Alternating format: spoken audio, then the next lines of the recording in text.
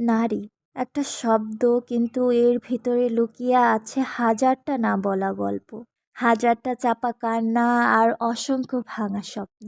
সে জন্মায় হাসি নিয়ে, কিন্তু বড় হতে হতে শিখে যায় চুপ থাকতে হয়। বেশি কথা বলা যায় না, বেশি হাসলেও ঠিক না, বেশি কাঁদলেও দোষ। নারী শক্তিশালী, তবু তাকে প্রতিদিন প্রমাণ দিতে হয় সে কতটা সহ্য করতে পারে।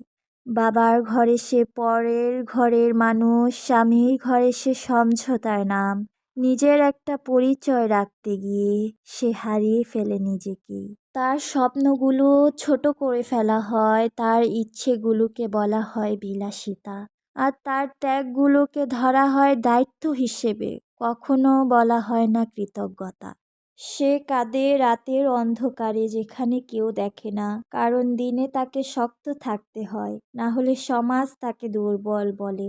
নারী শুধু মা নয়, নারী শুধু স্ত্রী নয়, নারী শুধু মেয়ে নয়। সে একজন মানুষ, তারও ব্যথা আছে, তারও ক্লান্তি আছে, তারও বাঁচতে ইচ্ছে করে নিজের মতো করে।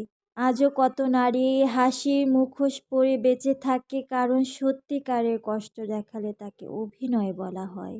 এ সমাজে নারী হওয়া মানে নিজেকে বারবার ভাঙা, আবার নতুন করে গড়া। নারী সত্যিই একা।